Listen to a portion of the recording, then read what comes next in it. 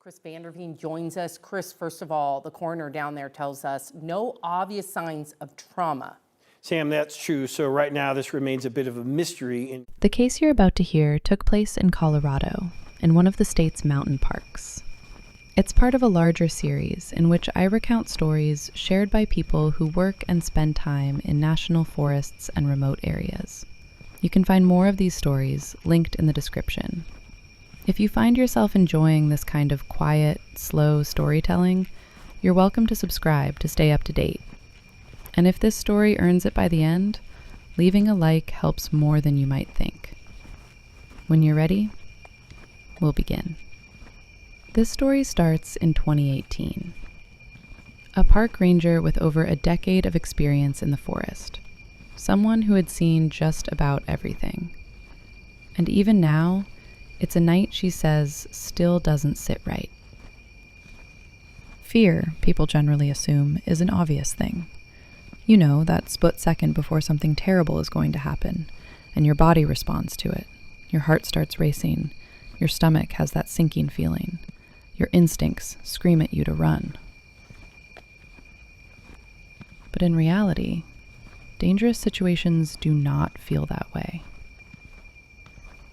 Mostly, it's nothing special. Quiet, normal, even helpful at times. This is where the not surviving happens. This is in Rocky Mountain National Park, in the area of Wild Basin, in September of 2018. It's a corner of the park, an area of dense forest, deep canyons, and miles of backcountry trails, where there is no phone reception and no one around. That fall, the rangers were tasked with what seemed like a routine missing hiker investigation. It wasn't. Evan Keller signed the backcountry register at the Wild Basin trailhead as a 34-year-old man on September 20th, 2018. His plan was to take a 3-day loop through the area around Ouzel Lake and then Bluebird Lake and return through Coney Creek. Evan was not taking a risk. His friends had characterized him as a cautious and well-prepared person. Evan had experience with solo hiking. The weather during that week was cold but predictable. There was nothing alarming in Evan's plan. 4 days later, his car was still parked at the trailhead. Then he missed a flight home to Fort Collins. Then his phone stopped ringing. This is when search and rescue was brought in. The early days of the search turned up little. No snapped branches, no abandoned equipment, no indication of a fall. Just endless woodland and a lot of silence. Later in the afternoon, a ranger discovered some tracks in the vicinity of a muddy seep, which was up from the campsite. The tracks were barefoot. Now that's important. It's late September, and at that altitude, it's not likely that someone would have gone barefoot. The tracks were unusual, quite long, and not quite normal. They seemed deliberate. The canine team was brought in shortly after. Almost immediately, the handler realized something was wrong. The dog wouldn't track at all. It wasn't distracted, and it wasn't confused. It simply refused to move toward the ravine. The handler later said the dog acted like it didn't want to be noticed, as if it knew something was there and didn't want whatever it was to realize it had been seen. That night, several members of the search team reported hearing voices coming from the tree line above Coney Creek. They weren't shouting, and they didn't sound panicked. The voices were calm, the kind of tone rangers use when they're trying not to startle someone who might be hurt or lost. They heard someone asking, "Hey, are you okay down there?"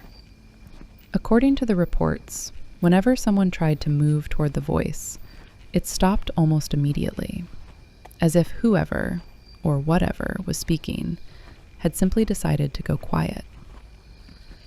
The search was put on hold overnight. At first light, September 26th, a volunteer searching the area caught a glimpse of something white among the ferns. This time, it wasn't a campsite. This time, it was Evan Keller. His body was partially hidden by foliage at the bottom of the ravine. What disturbed the rescue team was that Evan Keller was not only dead, but also how wrong this area looked. There was no sign of a struggle, no sign of a wild animal attack. His body showed no tears or bite marks. His wounds didn't match a fall. The bruising indicated that pressure had been applied for a period, as if something had been holding him down. His hiking boots were discovered some 30 yards away, lined up side by side. Evan was barefoot. The soles of his feet were missing, not scratched by rock, not worn away by exposure. Missing. The cause of death was later ruled to be undetermined, due in part to exposure and difficult terrain. However, several elements were not included in the public report. During the recovery of the body, a ranger stopped and turned back. He said he heard the voice of Evan behind him, weak and close, calling for help while his body was in front of him. But that was just the beginning. Then came the reports. Later that day, I followed more of the orange string. It led downhill into a darker part of the forest, where the trees grew too close together for sunlight to properly reach the ground. The underbrush was dead, just wet earth and roots like veins. About a quarter mile in, I found the second tent. It wasn't on any map. It wasn't part of our search plan.